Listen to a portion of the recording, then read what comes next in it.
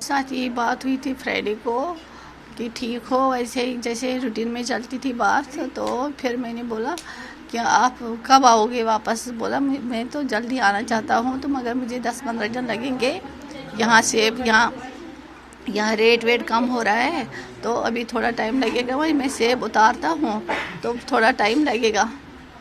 नहीं तो वो आना चाहता था, वो नहीं वहाँ रुकना चाहता था। तो ये कब से वहाँ रह रहे थे और क्या जॉब वहाँ क्या करते थे? वहाँ वो ये तो वहाँ 90 से ही रह रहे हैं। उनको ये नहीं माइग्रेट नहीं थे ये। हाँ, खाली पूरन कृष्ण की फैमिली यहाँ रहती थी। मिसेस जम्मू की शादी थी, वो नहीं, उसने मना किया कश्मीर जाने से। वो यहाँ बच्चों को लेके बैठी थी।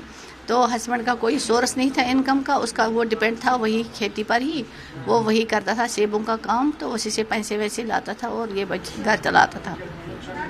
तो यहाँ आते रहते थे जम्मू? यहाँ आते रहते थे जम्मू। इससे पहले मतलब टारगेट से पहले वो 10-12 दिन यहीं थे। फिर बच्चों ने बेटी ने बहुत मना किया था। इस बार बहुत मना किया था, मत जाओ पापा, मत जाओ। इस बार मुझे दिल घबरा रहा है, मत जाओ, वहाँ का हालत ठीक नहीं है।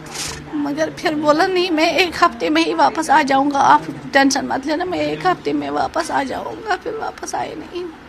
तो पिछले कुछ दिनों से जो टारगेटिंग किलिंग हो रही है, तो कुछ डर था वहाँ पर? बहुत डर था, बहुत डर था सभी में, बहुत डर था। क्योंकि मैं भाई से पूछती थी कि आस पड़ोस जो है मुसलमान वो क्या कह रहे हैं। तो जिन्होंने हमें वहाँ जिन्होंने हमें आश्वासन दिया था कि आप रह लो, आपको कोई कुछ नहीं करेगा। 90 में जब बोला था, पड़ोसी ने बोला था कोई कुछ नहीं करेगा। 90 से रह रहे थे। अब जब से टारगेट किलिंग हो रही है तो वो आस पड़ोस वाले भी बोल रहे हैं हमें कुछ नहीं पता ये कौन कर रहा है। मतलब कोई सिक्योरिटी वगैरह थी आसपास? सिक्योरिटी आर्मी कैंप था। तो आर्मी कैंप वो नाइट में थोड़ा करते थे, तो टारगेट किलिंग तो दिन में होती थी। अच्छा। तो क्या अब जिस तरह उनके घर में वाइफ है, बच्चे हैं? हाँ, अब मैं गवर्नमेंट से रिक्वेस्ट कर रही हूँ यही कि इनको, मिसेस को, इनकी पूरन जी की मिसेस को गवर्नमेंट जॉब दे और कुछ कंपनसेशन दो, ताकि इन बच्चों की पढ़ाई का खर्चा कुछ दे, ताकि हमारी बच्चे पढ़े, हमारे भाई का नाम रहे। भाई से जब आखिरी बार बात हुई तो क्या बोला आपने? क्या बोला? मैंने बोला था जल्दी आ जाओ। वहाँ क्या बोला नहीं, मैं जल्दी कैसे करूँ? अब सेबों का तो रेट ही नहीं है। सेब तो ढेर में लगे हैं, अभी रेट बिल्कुल भी नहीं है। तो किसी को किसको देने का भी कोई आता ही नहीं लेने। अगर कोई लेगा तो वो पैसा नहीं देगा, इसलिए ऐसे पढ़े, इसलिए मुझे थोड़ा टाइम लगेगा। मैं बच्चों के लिए इंसाफ चाहती हूँ, बच्चों के लिए बोलती हूँ मैं। बच्चों को कुछ मिलना चाहिए, इनकी एजुकेशन मिलनी चाहिए इनको फ्री में। इनकी जॉब भी नहीं थी, हमारे अपने बाग थे, हम उस पे ही चलते थे। अब ये भी चले गए, उनको कौन चलाएगा? बस बच्चों के लिए मैं मांगती हूँ एजुकेशन, और कुछ नहीं, बस मुझे और कुछ नहीं चाहिए।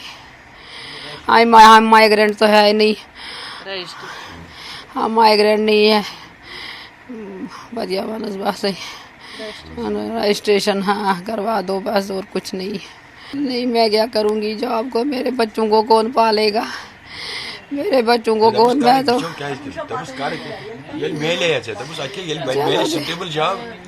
देखेंगे, आगे जाके देखेंगे वो।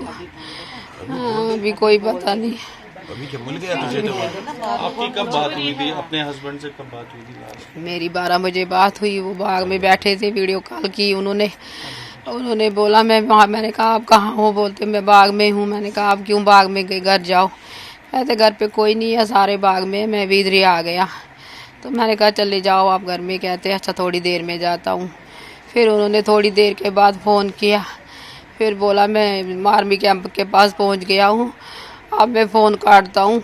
तो ये आर्मी कैंप वाले यहाँ पे फ़ोन करने नहीं देते हैं, तो मैं घर में जाके करूँगा। मैंने कहा ठीक है।